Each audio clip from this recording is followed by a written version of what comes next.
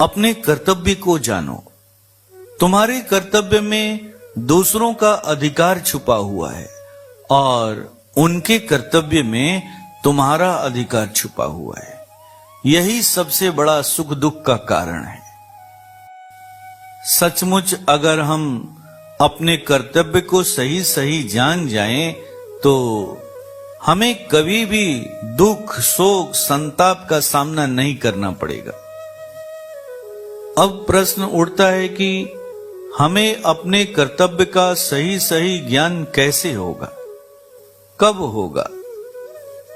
तो इसका सही उत्तर होगा जब आपके जीवन में कोई न कोई सद्गुरु होगा। कर्तव्य का बोध तो एकमात्र सद्गुरु के द्वारा ही होता है। वही कर्तव्य की खेती करना सिखाते हैं। एक गुरु अगर आपसे पूजा पाठ करने की बात कहते हैं, ध्यान साधना करने की बात कहते हैं या फिर सत्संग में आने जाने के लिए कहते हैं, तो इसके पीछे उनका यही उद्देश्य है कि आप पूजा पाठ करके, ध्यान साधना करके या फिर सत्संग में आ जा करके अपने कर्तव्य का सही सही ज्ञान कर सके।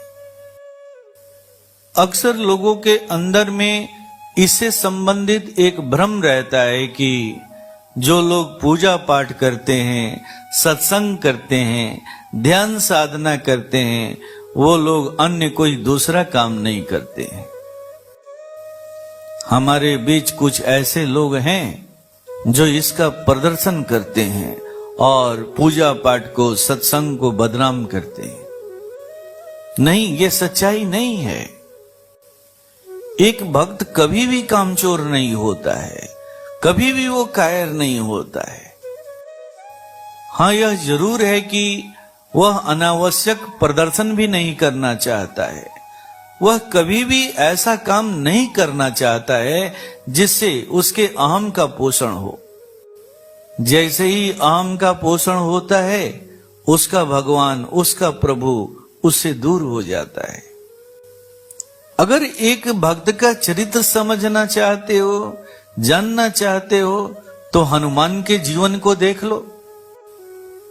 जब हनुमान के जीवन को देखोगे तो बात समझ में आ जाएगी कि भक्त कितना कर्तव्यनिष्ठ होता है, कितना कर्तव्य परायण होता है, कितना मेहनती होता है। हनुमान भी अक्सर अपने सामर्थ्य को भूले रहते थे। वो कभी भी अपने सामर्थ्य का अनावश्यक प्रदर्शन नहीं किया करते थे। इसका मतलब यह नहीं है कि वो कामचोर थे, कायर थे। हनुमान के अंदर में कर्तव्य परायणता या फिर कर्तव्य बोध कहां से आया था? तो इसी भजन पूजन से आया था, इसी सत्संग से आया था, ऐसे ही ध्यान साधना करने से आया था। भक्ति, भजन, पूजन या सत्संग तब तक आवश्यक है जब तक आप अपने कर्तव्य का सही सही ज्ञान न कर लें। जिस दिन आपने अपने कर्तव्य का सही सही ज्ञान कर लिया, फिर वही कर्तव्य आपके लिए मुक्ति का मार्ग बन जाता है। एक सामान्य व्यक्ति कितने वाट की ऊर्जा में जीता और मरता है, अगर यह आपसे पूछा जाए तो इसका उत्तर क्या होगा? तो इसका उत्तर होगा 50 वाट की ऊर्जा में जीता है और मरता है, जबकि उसके अंदर में लाखों करोड़ों वाट ऊर्जा को प्राप्त करने की संभावना है। अब आप ही बताइए कि जो मानव केवल और केवल 50 वाट की ऊर्जा में जी रहा हो, उसका जीवन कैसा होगा? क्या वह कभी भी अपने सही कर्तव्य का पालन कर पाएगा? क्या वो अपने सारे रिश्तों को सही सही तरीके से देख पाएगा? उनको उनका सही अधिकार दे पाएगा? तो इसका उत्तर होगा नहीं दे पाएगा। अब वो अधिकार देने के लिए क्या करेगा? तो चोरी करेगा, डकैती करेगा, दूसरों के अधिकार को चुराएगा, छीनेगा, बेईमानी करेगा। दूसरे का अधिकार चुरा करके तीसरे को देगा और तीसरे का अधिकार छीन करके पहले वाले को देगा। यही काम वो करता रहेगा। इस तरह से घर में, परिवार में, रिश्तों के बीच में लड़ाइयां चलती रहेंगी, विषमताएं पैदा होते रहेंगी। जिसके अंदर स्वयं अपनी गरीबी बनी हुई है, वह दूसरे की गरीबी को क्या दूर करेगा।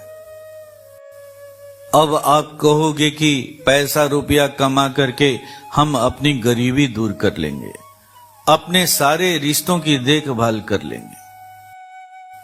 हाँ, आप पढ़ लिख करके नौकरी जरूर करें, कोई बिजनेस रोजगार जरूर करें, ये आपके लिए आवश्यक है। लेकिन इससे भी आप अपने सारे रिश्तों को सही सही उसका अधिकार नहीं दे पाएंगे। हाँ, इससे आप अपनी आर्थिक गरीबी थोड़ा दूर जरूर कर लेंगे, लेकिन आप अपने मन के गरीबी को कैसे दूर करेंगे? अपने आत्मा की गरीबी को कैसे दूर करेंगे?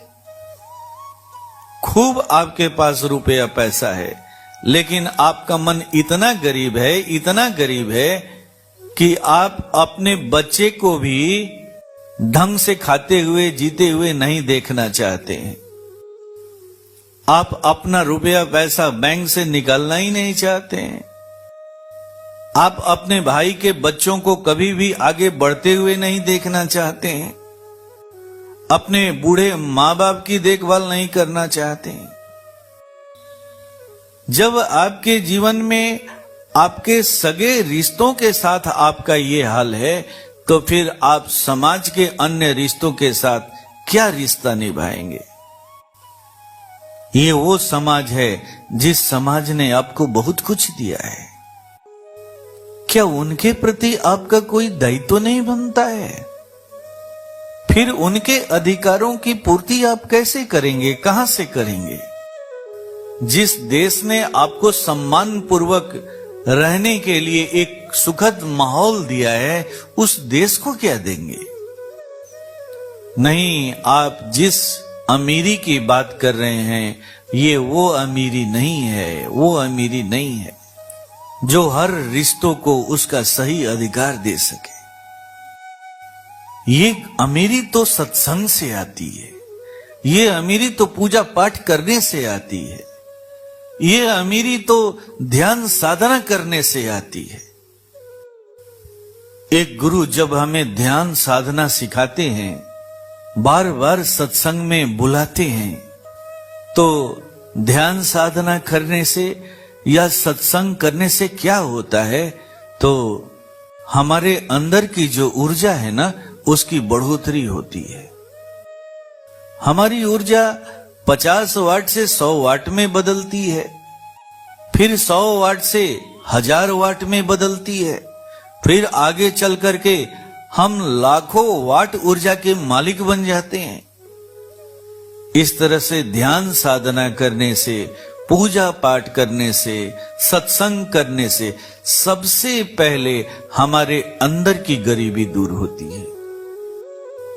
अब हम जाकर के सही अमीर बनते हैं, और ऐसा अमीर व्यक्ति ही दूसरे के गरीबी को दूर करता है।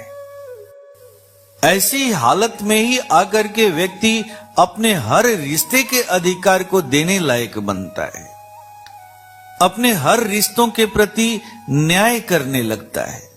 चारों तरफ खुशहाली ही खुशहाली छा जाती है।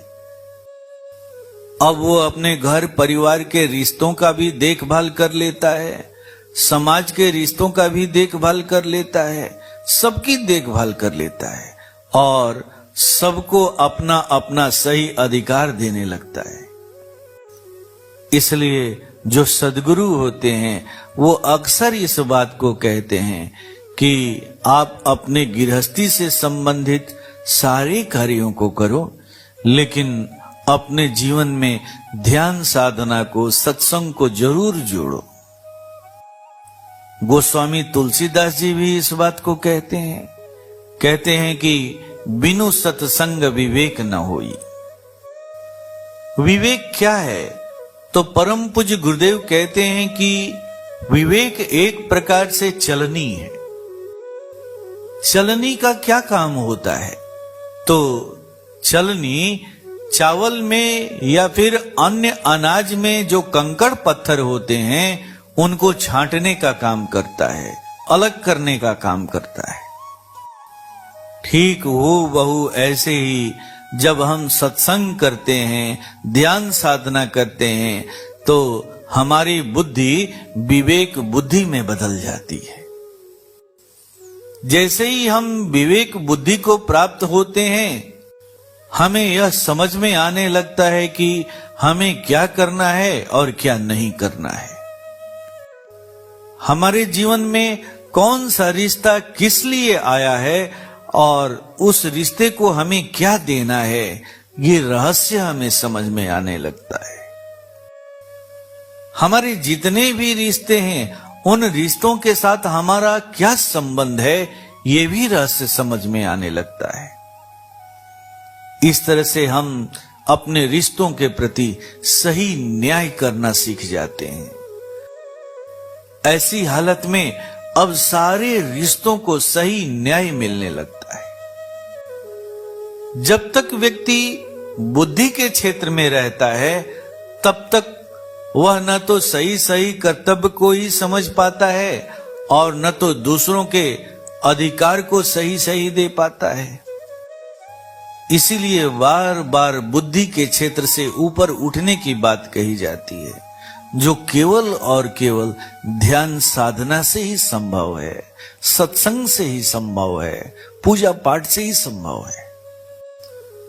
एक कर्तव्य परायण व्यक्ति कैसा होता है, आइए इसको समझने के लिए, जानने के लिए मैं आप लोगों के सामने एक प्रसंग रखता हूं। यह प्रसंग महाराज युधिष्ठिर से संबंधित प्रसंग है। युधिष्ठिर 5 भाई थे, जिसमें अर्जुन और भीम उनके सगे भाई थे और नकुल और सहदेव दूसरी माता की संतान थे। ऐसी हालत में युधिष्ठिर सबसे ज्यादा ख्याल नकुल और सहदेव का रखा करते थे। आप लोगों ने यक्ष और युधिष्ठिर का जो संवाद हुआ था, उसके बारे में जरूर पढ़ा होगा या जानते भी होंगे। वन गमन के समय में एक बार पांडव वन में विश्राम कर रहे थे, तभी उन्हें प्यास की अनुभूति होती है। सभी प्यास बुझाने के लिए व्याकुल हो उठते हैं। इतने में जो सबसे छोटे भाई सहदेव हैं, वो पानी के तलाश में आगे बढ़ जाते हैं।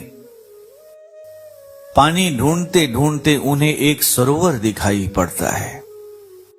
सोचते हैं कि जाकर के सरोवर में अपनी प्यास भी बुझा लेंगे और अपने भाइयों के लिए पानी भी लेकर के चले जाएंगे। वो जिस सरोवर की ओर बढ़ रहे थे, उस सरोवर पर एक यक्ष का अधिकार था। जब भी कोई अपनी प्यास बुझाने के लिए उस सरोवर के पास जाता, तो उसके पहले यक्ष अपना शर्त रख देता। जो उसके शर्त को पूरा करता, वही अपना प्यास बुझा पाता था। जैसे ही सहदेव जी सरोवर में प्यास बुझाने के लिए उतरे, यक्ष प्रकट हो गया। यक्ष ने कहा, इस पानी का इस्तेमाल तुम तभी कर सकते हो जब मेरे सारे प्रश्नों का सही सही उत्तर दे पाओगे। सहदेव यक्ष के प्रश्नों का उत्तर नहीं दे पाते हैं, लेकिन चाहते हैं कि वह अपनी प्यास बुझा लें, और जैसे ही प्यास बुझाने का प्रयास करते हैं, वो मूर्छित होकर के वहीं गिर जाते हैं। थोड़ी देर के बाद नकुल आते हैं। नकुल की भी वही स्थिति होती है। फिर थोड़ी देर के बाद भीम और अर्जुन भी आते हैं। उनकी भी वही स्थिति होती है। वो भी वहां पर मूर्छित होकर के गिर जाते हैं। जब चारों भाई समय पर नहीं लौटते हैं, तो युधिष्ठिर को चिंता होने लगती है। अब युधिष्ठिर जी उन्हें ढूंढने के लिए निकल पड़ते हैं। उन्हें ढूंढते ढूंढते वो भी उस सरोवर के पास पहुंच जाते हैं। जैसे ही वो सरोवर के पास पहुंच करके अपनी प्यास बुझाने का प्रयास करते हैं, यक्ष पुनः प्रकट होता है। यक्ष अपना प्रस्ताव उनके सामने रखता है। इस पानी को वही पी सकता है जो मेरे प्रश्नों का सही सही उत्तर देगा। इस तरह से कथानक में आता है कि यक्ष और युधिष्ठिर के बीच में एक संवाद होता है। युधिष्ठिर बड़ी कुशलता के साथ यक्ष के सारे प्रश्नों का उत्तर देते हैं। यक्ष युधिष्ठिर से उत्तर पाकर के बड़ा ही प्रसन्न होता है और युधिष्ठिर के सामने एक प्रस्ताव रखता है। तुम चाहो तो अपने चारों भाइयों में से किसी एक भाई को जिला सकते हो। कहो किसे जीवित करना चाहते हो, मैं अभी इसी क्षण जीवित कर दूंगा। ऐसी हालत में युधिष्ठिर जी बिना समय गंवाए सहदेव का नाम लेते हैं। यक्ष युधिष्ठिर के द्वारा सहदेव का नाम सुनकर के बड़ा ही आश्चर्यचकित होता है। पूछता है, तुम्हारे सगे भाई के रूप में अर्जुन है, महाबली भीम है, फिर भी तुम सहदेव को क्यों जिंदा करना चाहते हो? अगर तुम अर्जुन का चुनाव किए रहते तो अर्जुन इतना पराक्रमी है कि अकेले अपने दम पर सामर्थ्य रखता है किसी भी विषम परिस्थिति को सामना करने में। वो हर बाजी पलट सकता है। अगर भीम का भी नाम लेते तो वो तो महाबली है, उसके अंदर में भी अद्भुत क्षमता है। इतने अच्छे योद्धा होने के बाद भी तुम सहदेव का नाम ले रहे हो, सहदेव को जीवित करना चाहते हो। मुझे तुम्हारी बात समझ नहीं आ रही है। युधिष्ठिर जी उत्तर देते हुए कहते हैं, भीम और अर्जुन मेरे सगे माता की संतान है और सहदेव और नकुल मेरी दूसरी माता की संतान है। ऐसे में मैं चाहता हूं कि दोनों माता की एक एक संतान जीवित रहे। दोनों माताओं में से कोई एक माता संतान सुख से वंचित न हो पाए, इसीलिए मैंने सहदेव का नाम लिया है। कहते हैं कि यक्ष युधिष्ठिर के इस कर्तव्य परायणता को देख करके बड़ा ही प्रसन्न होता है और फिर चारों भाइयों को जीवित कर देता है। आइए अब चलते हैं एक दूसरे प्रसंग की तरफ। यह प्रसंग भी युधिष्ठिर से ही संबंधित प्रसंग है। जब महाभारत का युद्ध समाप्त हो जाता है तो युधिष्ठिर को हस्तिनापुर का राजा बना दिया जाता है।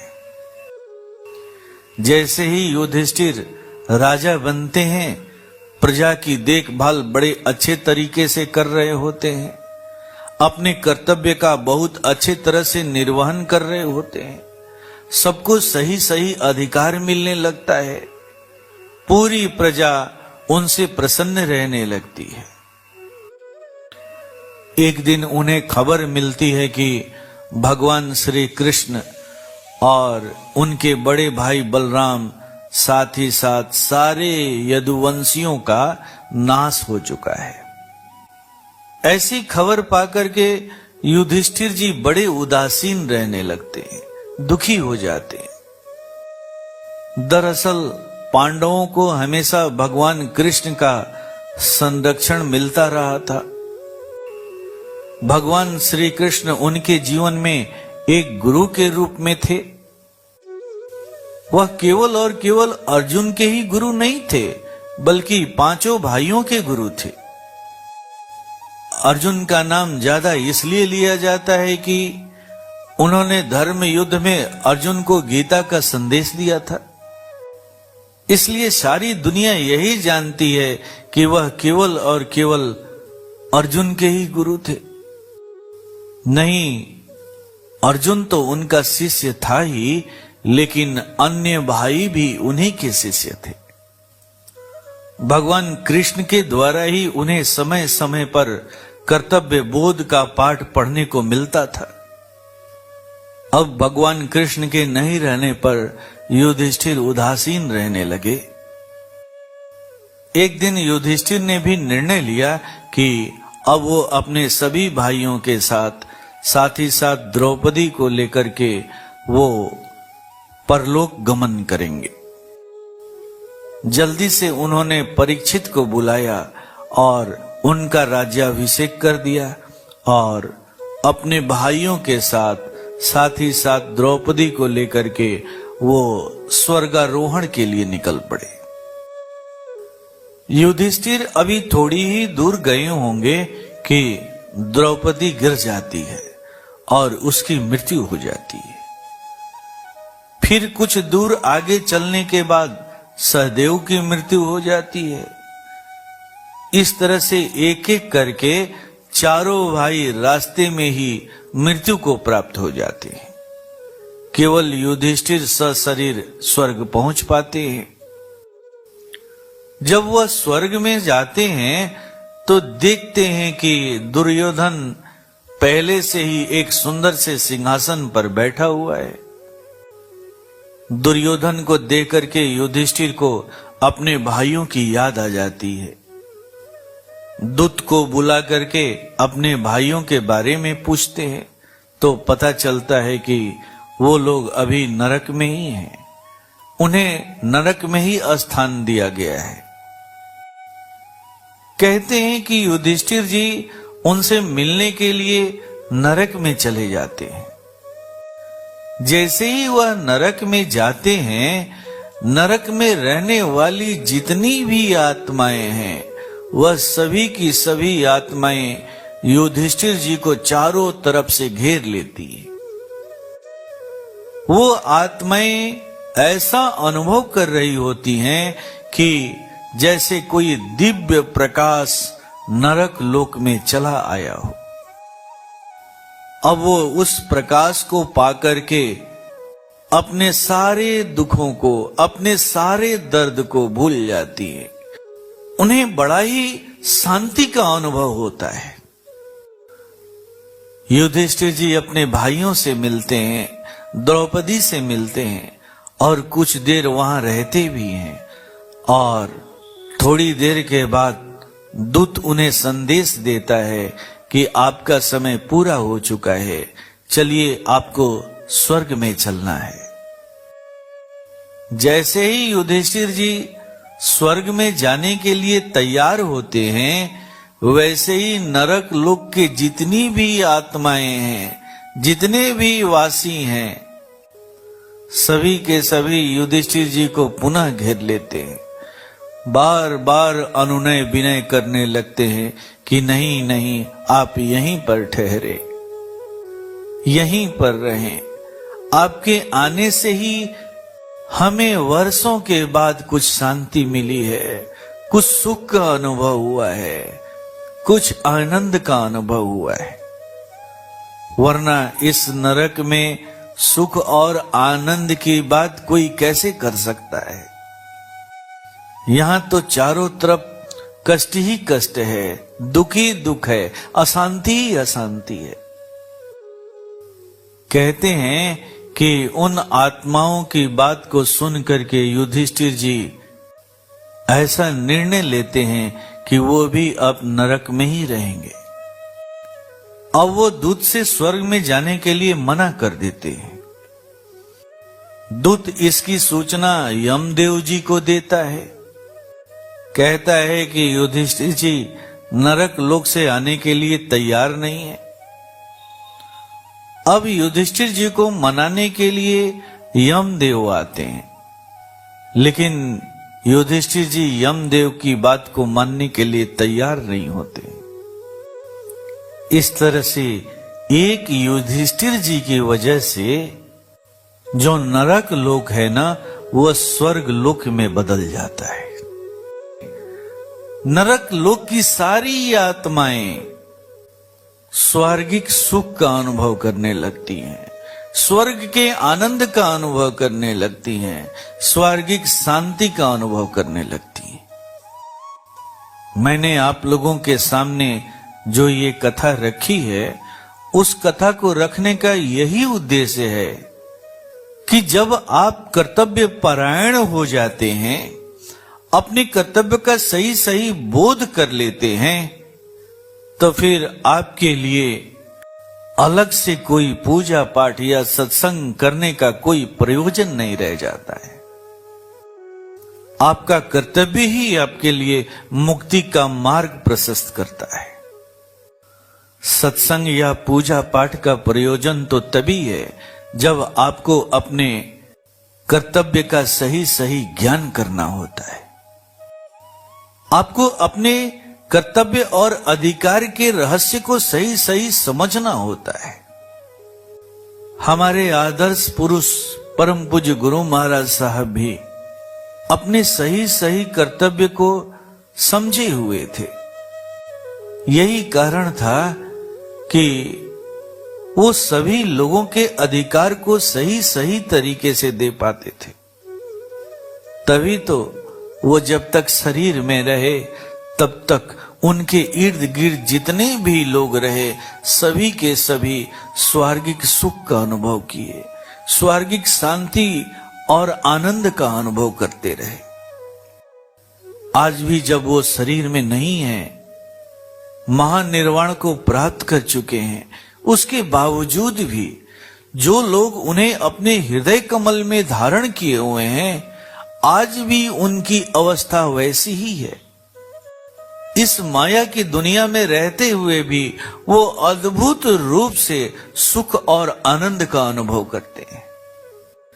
इसीलिए बार बार इस बात को चिताया जाता है, कहा जाता है कि आप अपने जीवन में सबसे पहले पूजा पाठ को, भजन पूजन को या सत्संग को जरूर जोड़ें, जरूर जोड़ें। अपनी गृहस्थी से संबंधित सारे कार्यों को करें, उसके लिए कोई मनाही नहीं है, लेकिन अपने जीवन में सत्संग को जरूर जोड़ें, पूजा पाठ को जरूर जोड़ें। जब आप इन चीजों को अपने जीवन से जोड़ेंगे तो उसके माध्यम से ईश्वर को देखने की कला सीखेंगे, अपने गुरु को देखने की कला सीखेंगे। जब आप इस कला को सीख जाएंगे, आपको भी अपने कर्तव्य का सही सही ज्ञान हो जाएगा, आपकी विवेक दृष्टि खुल जाएगी। जैसे ही आपको सही दृष्टि मिलेगी, आप भी अपने सही कर्तव्य को समझ जाएंगे, आप भी कर्तव्य परायण हो जाएंगे। जैसे ही कर्तव्य परायण बनेंगे, आपका जीवन सुख और शांति का पुंज बन जाएगा। इसीलिए हर मानव के लिए सत्संग, भजन, पूजन उसका कर्तव्य ही नहीं है, बल्कि परम कर्तव्य है, परम कर्तव्य है।